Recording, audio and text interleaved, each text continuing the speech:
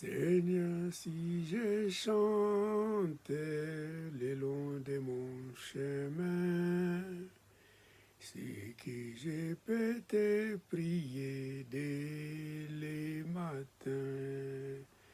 Ô Seigneur, je vais te louer car je suis dans la joie. Un jour tu m'as pris par la main, je m'en souviens. Un jour tu m'as pris par la main, je ne crains rien. Seigneur, ta parole, oui, j'aime l'écouter. Ainsi tu peux me parler dès le matin. Ô Seigneur, je vais te louer, car je suis dans la joie. Un jour tu m'as pris par la main, je m'en souviens. Un jour tu m'as pris par la main, je ne crains rien. Seigneur, dans ce monde, je parlerai de toi. Tu seras tout près de moi dès le matin. Ô Seigneur, je vais te louer, car je suis dans la joie. Un jour tu m'as pris par la main, je m'en souviens. Un jour tu m'as pris par la main, je ne crains rien. Gloire à Jésus, gloire à Jésus, notre unique Seigneur et Sauveur. Sois loué Jésus, sois salmodié, sois glorifié, le nom au-dessus de tous les noms. Béni soit ta présence ce soir encore parmi ton peuple. Merci Seigneur. Shalom, shalom mes frères et sœurs en Christ. Shalom tout le monde. Soyez bénis dans le nom puissant de notre Seigneur Jésus-Christ.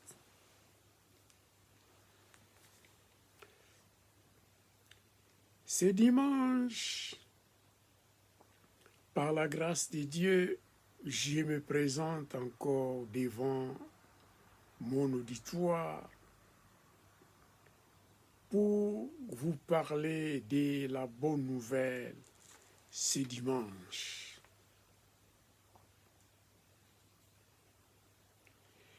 J'ai béni la parole de Dieu tout d'abord. Je m'efface complètement devant la présence du Saint-Esprit et je lui cède le contrôle de ces moments, qu'il me dirige, ô Saint-Esprit, que tu m'orientes, que le souffle du Saint-Esprit parle à travers de ma bouche. Merci pour ta présence. Merci Seigneur Jésus. Aujourd'hui, je vais vous parler d'un thème particulier que j'intitule « Rendez-vous avec Jésus-Christ ». Le texte principal, c'est dans Jean, chapitre 14, verset 6. Et je vous lirai encore 3 autres versets pour illustrer ce que ce verset nous dit en profondeur. Alléluia.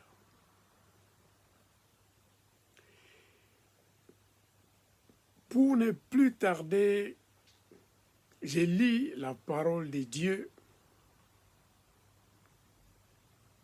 Jean chapitre 14, verset 6, nous dit: Jésus lui dit: Je suis le chemin, la vérité et la vie. Nul ne vient au Père que par moi. Alléluia.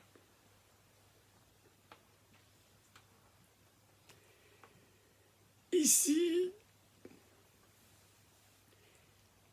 le Seigneur Jésus avait achevé sa mission ici-bas sur terre. Il s'apprêtait pour aller auprès du Père. Cela veut dire, par sa mort à la croix et par sa résurrection de la mort. Alors, dès le chapitre 13 de l'évangile de Jean, il avait déjà commencé à parler à ses disciples qu'il devrait s'en aller.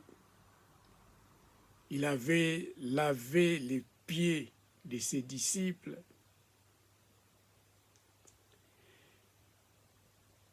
Et ici encore, dans le chapitre 14, il continuait à dire à ses disciples qu'il doit s'en aller auprès du Père, que dans la maison de son Père, il y a plusieurs demeures. Et il doit y aller pour préparer la place à ses disciples. Et quand cela sera fait, il reviendra pour les prendre. Alors, Thomas disait: Seigneur, nous ne connaissons pas les chemins. Nous ne savons pas où tu es en train de partir, mais les chemins, c'est quoi? C'est quel chemin ça?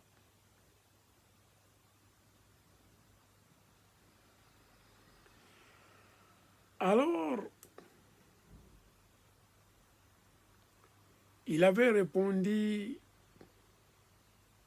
à Thomas devant ses disciples, parce que il parlait à ses disciples, c'était à huis clos.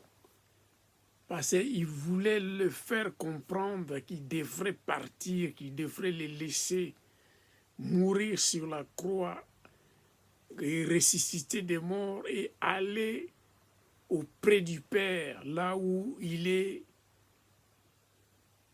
souverainement élevé à la droite du Père.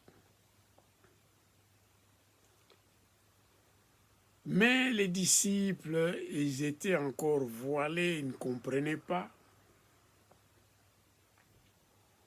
Alors c'est pour cela, Jésus avait dit à Thomas: Je suis le chemin, la vérité et la vie. Nul ne vient au Père que par moi. C'est à travers Jésus qu'on doit aller vers le Père. Alléluia. Aller vers le Père, c'est la vie éternelle. Alléluia. C'est cette demeure que Jésus parlait avant. Alléluia. Pour mieux comprendre ces versets, je vous ai choisi 3 étapes pour arriver à la vie, parce que ici, la vie que Jésus parle ici, c'est la vie éternelle. Ce n'est pas la vie d'ici-bas sur terre. c'est de gagner une place, de gagner une demeure auprès du Père, le Dieu Tout-Puissant, avec Jésus, avec tous ceux qui ont cru en Jésus-Christ de Nazareth.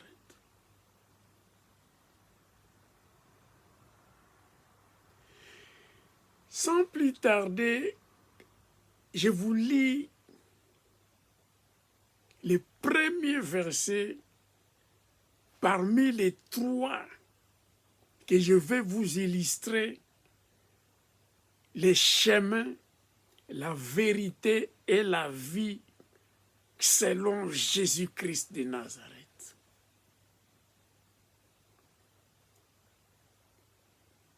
Mais ici, je vous ai choisi 2 versets dans Matthieu chapitre 7, du verset 13 à 14, là où Jésus parlait de la porte étroite, la petite porte, la porte serrée, par laquelle toute personne qui croit en lui, s'il veut réellement marcher dans les chemins, sur les chemins de la bergerie de Jésus-Christ, il doit entrer par la porte étroite pour marcher et joindre la vie éternelle. Je vous lis la parole de Dieu pour mieux comprendre ce que cela signifie. Je lis la parole de Dieu au nom de Jésus. Entrez par la porte étroite, car large est la porte, spacieux est le chemin qui mène à la perdition. Il y en a beaucoup qui entrent par là. Le verset 14 me dit: mais étroite est la porte, resserré le chemin qui mène à la vie, et il y en a peu qui les trouvent. Alléluia.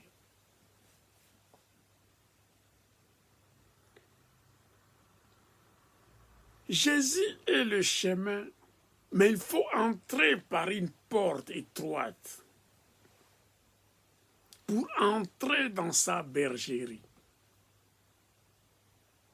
Parce que lui, il est le berger. C'est lui qui doit nous conduire dans ces chemins-là. Mais ici, il nous raconte une contradiction que beaucoup choisissent d'entrer par la porte large. La porte large signifie choisir les choses selon les yeux de ce monde. Nous avons vu l'exemple, par exemple, quand les bergers d'Abraham s'est chamaillé, s'est disputé avec ceux de Lot. Abraham avait dit à Lot, son neveu, ce n'est pas bien que nos serviteurs se chamaillent. Moi et toi, nous sommes des frères. Si toi tu vas à gauche, moi j'irai à droite. Si toi tu vas à droite, moi j'irai à gauche. Alors, choisis là où tu peux aller, comme ça nous allons nous séparer en paix. Et l'autre était frappé par la rivière. Il y avait de la verdure, il y avait des plantes, il avait choisi cette vallée-là. Parce que les yeux physiques est différent des yeux spirituels. Alors il avait choisi ce que ses yeux l'avaient intéressé. Et nous savons la suite de Sodome et Gomorrhe, comment cette ville fut détruite par notre Dieu. Alléluia.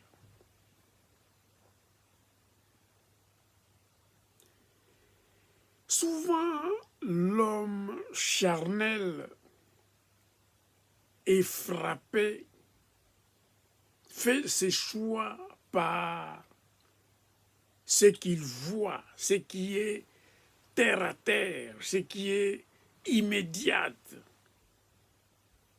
Et souvent, Satan est derrière les cadeaux de ce monde. Il offre la vie facile, il offre la facilité à des gens. Et beaucoup suivent ces chemins-là car ils les trouvent faciles et ils arrivent à jouir du plaisir de ce monde par l'offre de Satan, par le plaisir de ce monde, la richesse de ce monde.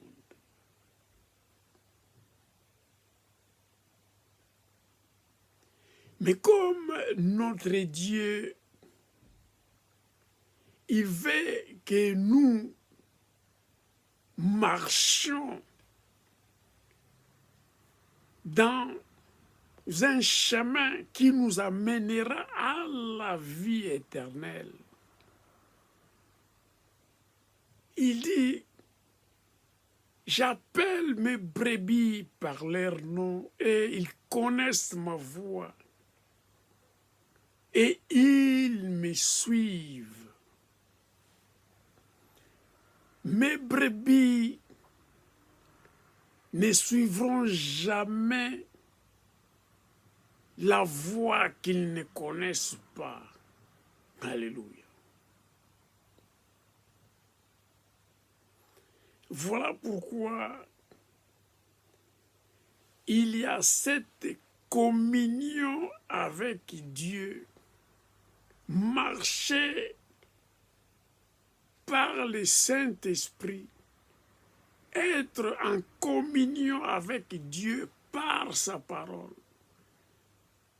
connecté par le Saint-Esprit, par des prières, des jeûnes, lire la parole de Dieu quotidiennement. Et nous trouverons cette porte étroite.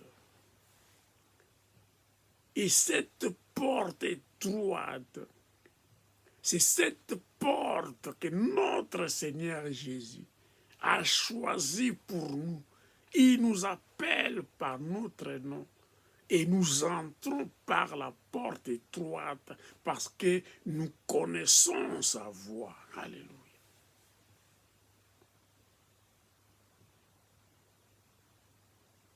Et cette porte étroite,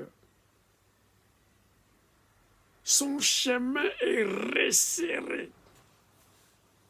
Mais cela amène à la vie.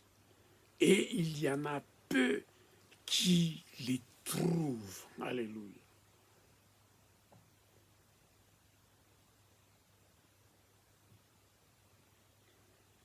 Il dit, demeurez en moi et je demeurerai en vous. Si ma parole demeure en vous, demandez ce que vous voulez et je vous les donnerai. Alléluia. C'est la parole de Dieu. C'est Jésus lui-même qui est la parole. Je suis le cep et vous êtes le sarment. Si les sarments, les branches ne sont pas attachées à la branche principale, comment seront-ils alimentés par la sève pour produire beaucoup de fruits? C'est impossible.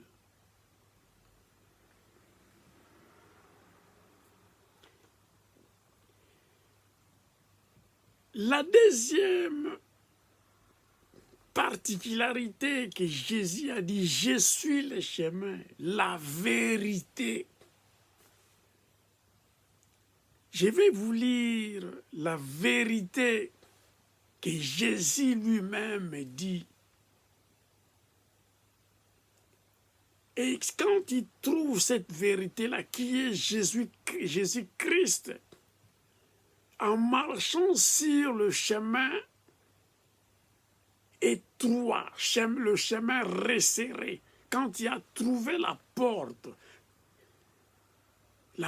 étroite, tu as entendu la voix de Jésus-Christ de Nazareth, et tu es entré par cette porte étroite, tu trouveras le chemin resserré. Et ce chemin resserré est conduit par la vérité. Ça nous amène à la liberté. Ça nous délivre de la vie du péché. Je vous lis la parole de Dieu. C'est dans Jean chapitre 8, verset 32. Quand Jésus lui-même parlait encore, il dit, « Vous connaîtrez la vérité et la vérité vous affranchira. »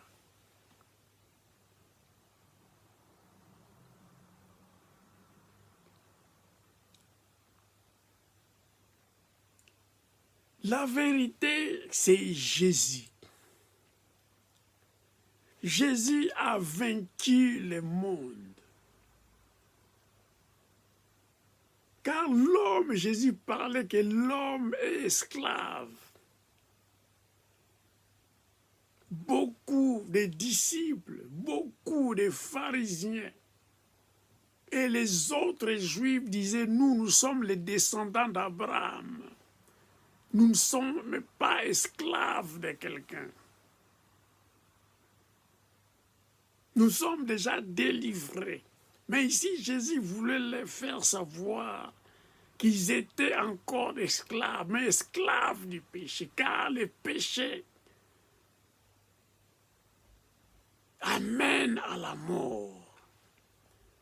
Car le péché, c'est vivre selon les principes de Satan et ça amène les hommes à la mort. Pourtant, Jésus veut nous amener à la vie éternelle. Et la vie éternelle, c'est la vérité. Et cette vérité-là,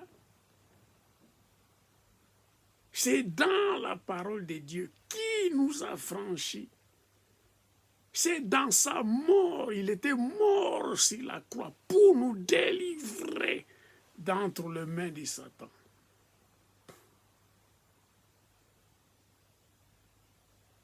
Il était mort une fois pour toutes sur la croix. Son sang fit verser, son sang fit couler, son sang a ruisselé.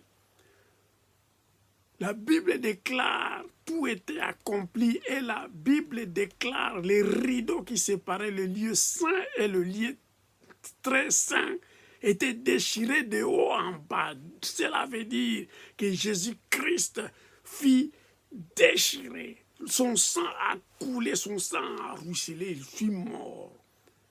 Et il nous a réconciliés avec le Père. Nous sommes entrés devant le trône de la grâce de Dieu, sans crainte, sans peur.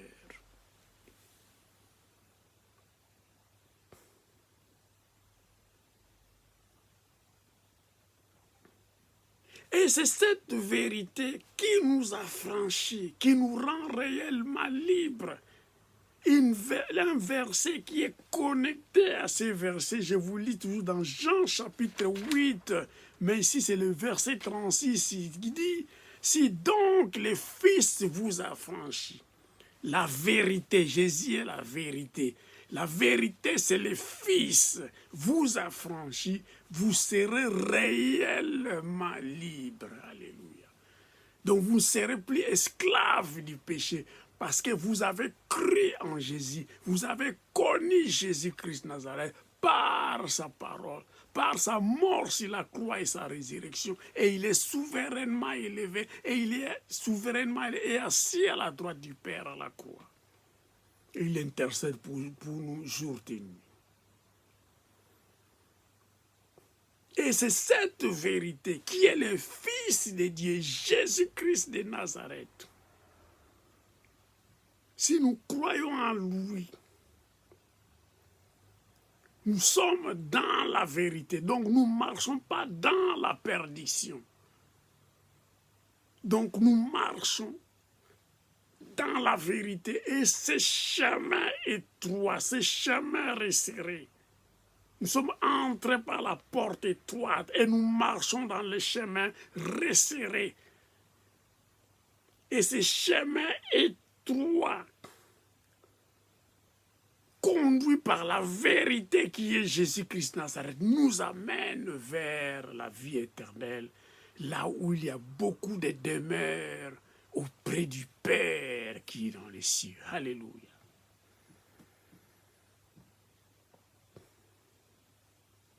Jésus dit, je suis le chemin, la vérité et la vie. Ici, je veux accentuer une chose, cette vie que Jésus dit qu'il est, c'est la vie éternelle, c'est pas la vie mondaine d'ici-bas, c'est la vie éternelle, avoir donc une demeure, une maisonnette auprès du Père. Alléluia.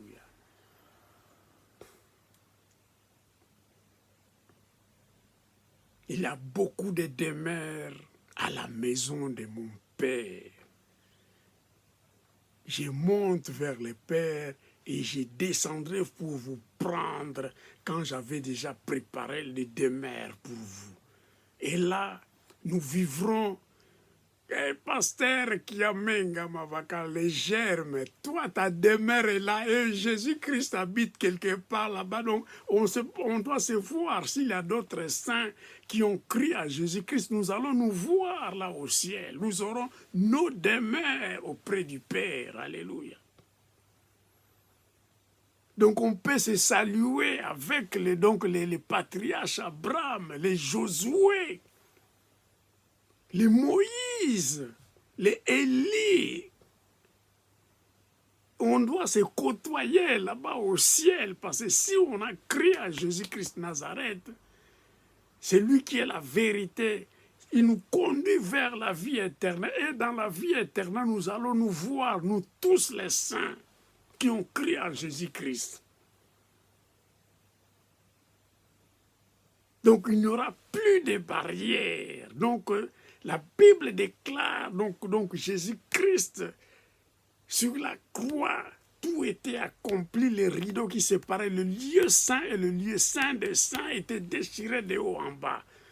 Donc nous étions réconciliés avec le Père. La Bible déclare dès le commencement, Dieu le Père descendait dans les jardins d'Éden, il appelait Adam et Ève, il bavardait avec eux avant le péché. Et si nous croyons en Jésus-Christ de Nazareth, nous aurons ce privilège-là de dialoguer, de converser avec Jésus tête à tête. Nous aurons l'occasion de parler avec le Dieu Tout-Puissant. Alléluia.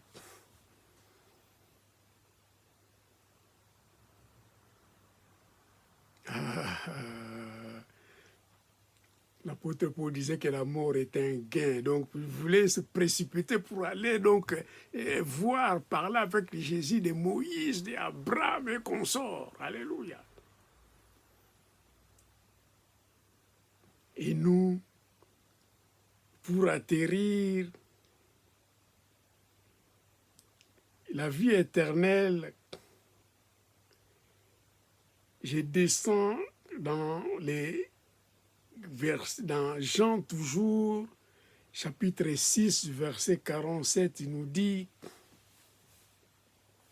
je ne serai pas long aujourd'hui, en vérité, je vous l'ai dit, celui qui croit en moi a la vie éternelle. Alléluia. Donc, les rendez-vous avec Jésus, vous savez, quand vous avez un rendez-vous pour le travail, vous avez un rendez-vous pour l'inscription à l'université, vous avez un rendez-vous pour voir une personne importante dans la vie, un politicien ou bien une autre personne importante dans la vie, tu dois avoir sa carte de visite, là où c'est mentionné son titre, l'adresse, les numéros. Et quand tu te présentes au rendez-vous, tu montres la carte, la date, l'heure exacte du rendez-vous et la personne qui vous a fixé le rendez-vous. Alléluia. Et le rendez-vous avec Jésus-Christ, ça se passe à travers ces trois processus. Les chemins, il faut connaître les chemins, l'adresse. L'adresse peut être une adresse vraie, réelle. Mais il faut connaître la porte, les numéros d'entrée. Et quand tu trouves l'adresse et les numéros d'entrée, tu entres.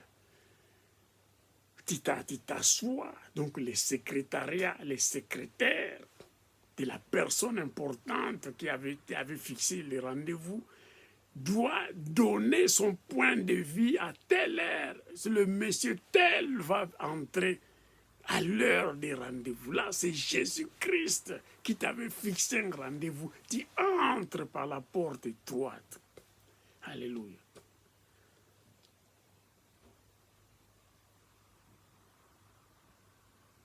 Et quand tu entres, il marche avec toi. Il t'accompagne, il te montre les chemins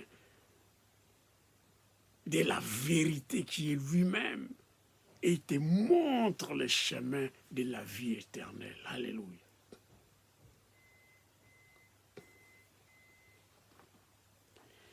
Alors tu rencontres Jésus, c'est lui la vérité qui a franchi. Quand tu es entré par la porte étroite, tu rencontres Jésus lui-même qui t'accueille dans son rendez-vous. Et comme il est la vérité, il t'a franchi, te rend réellement libre parce que tu es déjà entre ses mains. Tu marches sur le chemin resserré, et il te montre là où il y a la vie éternelle. Alors, s'il te montre les chemins, donc cela veut dire que tu crois en lui. Voilà pourquoi là, je descends dans ces versets qui dit, Jean 6, 47, en vérité, je vous l'ai dit, c'est lui qui croit en moi a la vie éternelle. Donc tu es dans les chemins avec Jésus. Il te dit, c'est là-bas, c'est cette place-là, c'est cet endroit-là, c'est cette demeure-là. C'est cette demeure-là qui était réservée pour toi à la maison de mon Père. C'est cette chambre, c'est ces chambres-là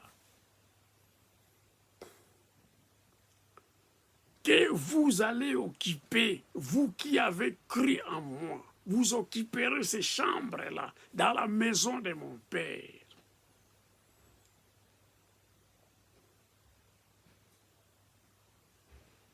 Donc, il vous appelle, vous entrez par la porte étroite, vous marchez dans le chemin resserré. Lui-même, il vous amène parce qu'il est la vérité. Il ne vous montre pas une chambre de gauche à droite, mais il vous montre les vraies chambres qu'il avait réservées pour vous dans la maison de son Père. Alors vous y allez, vous entrez dans vos demeures, parce que vous demeurerez là, parce que vous avez cru en Jésus-Christ. Vous y resterez pour la vie éternelle. Alléluia.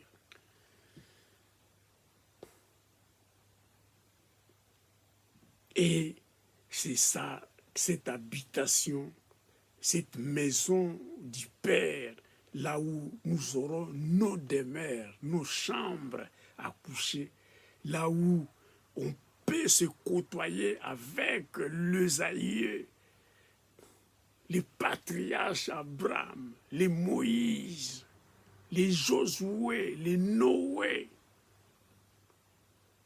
Jésus lui-même, l'apôtre Jean, Pierre, l'apôtre Paul, on peut se côtoyer là-bas au ciel parce que nous avons cru en Jésus-Christ. Il nous montre nos demeures, là où nous allons demeurer éternellement. Que Jésus soit loué, que notre Dieu soit béni pour cette opportunité, pour cette parole qui a fait passer à travers ma bouche par la puissance du Saint-Esprit. Soyez bénis, trouvez la porte étroite, trouvez la vérité qui est Jésus et nous trouverons notre demeure éternelle auprès du Dieu Tout-Puissant. Soyez bénis au nom puissant de Jésus. Amen, amen, amen.